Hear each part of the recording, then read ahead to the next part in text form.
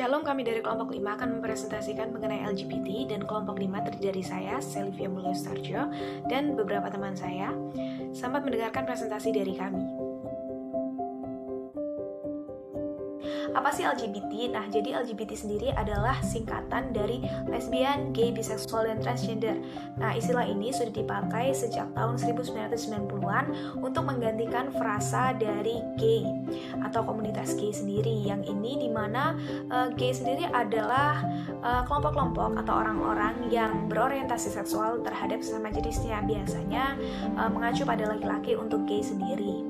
Dan untuk LGBT sendiri biasanya menggunakan lambang yang dilambangkan dari bendera berwarna pelangi. Jika gay adalah panggilan untuk laki-laki yang menyukai sesama jenisnya atau berorientasi seksual pada laki-laki juga.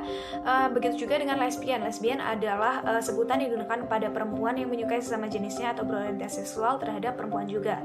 Untuk biseksual sendiri itu bisa digunakan pada kelompok-kelompok atau orang-orang yang bisa menyukai laki-laki atau juga bisa menyukai perempuan.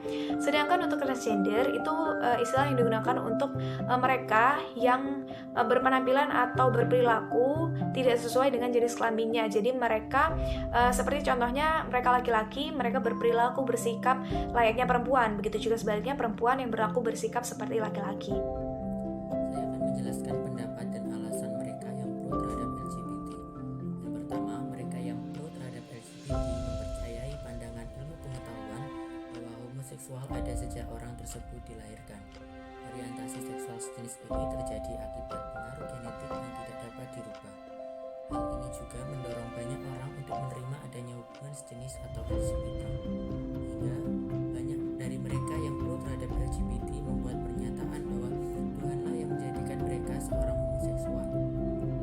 Didukung lagi dengan adanya 20 dari 204 negara yang sudah melegalkan pernikahan sejenis, termasuk pemberkatan pernikahan yang dilakukan di gereja-gereja Kristen. Mereka yang pro terhadap LGBT juga percaya bahwa semua manusia adalah sama di mata Tuhan dan Tuhan telah menerima mereka dengan apa adanya. Di sini saya akan menjelaskan tentang kontra LGBT. Banyak sekali kontra LGBT yang ada di Indonesia. Bahkan negara Indonesia sendiri menolak adanya LGBT.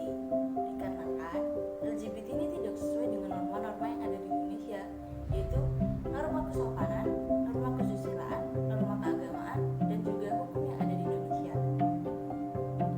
Bukti Indonesia menolak adanya LGBT adalah dengan larangan LGBT menjadi CPNS dan juga larangan pernikahan sesama jenis di Indonesia.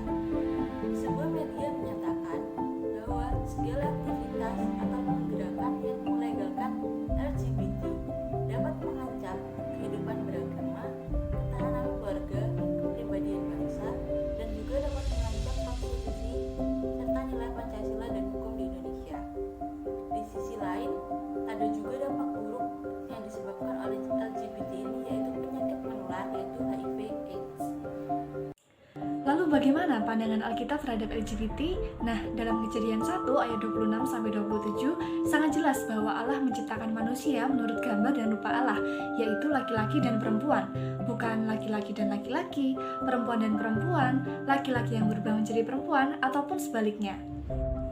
Kemudian pada Kejadian 2 ayat yang 18, Allah memberikan penolong yang sepadan bagi manusia pertama, yaitu Adam. Penolong ini sama-sama manusia tetapi berbeda dengan dirinya. Perbedaannya misalnya, Adam memiliki tenaga yang kuat sementara Hawa memiliki sifat yang lemah lembut. Perbedaan yang paling penting adalah Adam merupakan seorang laki-laki sementara Hawa merupakan seorang perempuan. Perbedaan tersebut bukan untuk memisahkan tetapi untuk saling melengkapi. Lalu mengapa harus laki-laki dan perempuan? Jadi dalam Kejadian 1 ayat yang ke-28 dapat kita lihat bahwa di situ terdapat mandat Allah bagi manusia untuk beranak cucu dan bertambah banyak. Bagaimana bisa melakukan hal tersebut apabila manusia di bumi ini melakukan pernikahan sejenis? Tentu saja tidak bisa, bukan? Nah, kita juga dapat bayangkan di masa yang akan datang bagaimana jika manusia terus melakukan pernikahan sejenis. Tentu saja sangat mengerikan, bukan? Oleh sebab itu, rancangan Allah dengan adanya laki-laki dan perempuan adalah rancangan yang paling alami dan paling baik bagi manusia. Di luar itu berarti melanggar kehendak Allah, yang artinya merupakan perbuatan dosa. Dapat kita lihat di 1 Yohanes 3 ayat yang keempat. Selain itu, Alkitab melarang yang namanya percabulan. Dapat kita lihat di Galatia 5 ayat yang ke-19 sampai 21. Nah, dari apa yang saya paparkan barusan, itu membuktikan bahwa Alkitab dengan tegas melarang yang namanya LGBT. Saya akan menarik kesimpulan dan menjawab soal yang ada. Jadi dari beberapa anggapan Alkitab ini bisa ditambahkan sebuah kesimpulan dan menambah sebuah penjelasan mengapa di kehidupan keimanan sendiri masih menolak homoseksualitas atau perilaku seks yang menyimpang. Nah, akan tetapi pada prinsipnya kekristenan juga bukan langsung mendiskriminasikan seseorang yang dianggap itu banci, tetapi hanya menyoroti tentang apa yang mereka perbuat dalam tingkah laku sebagai wujud keimanan. Dan jikalau seseorang yang memakai alasan kasih atau dasar saling menyayangi, sudah jelas sekali bahwa kasih atau rasa saling menyayangi juga memiliki dasar yang jelas dalam kehidupannya. Nah, sebagai catatan untuk mengenali atau mengenai perdebatan lesbi atau gay atau homoseksual ini atau penyimpangan seksual secara umum ini juga masih diperdebatkan, bukan hanya antara orang yang mengalami hal demikian atau dalam lingkup mereka dan orang berada di luar mereka saja, tapi juga masih diperdebatkan di kalangan kita sendiri dengan dasar kasih, mencintai, atau rasa sayang dan berdasarkan tafsiran-tafsiran lainnya. Terima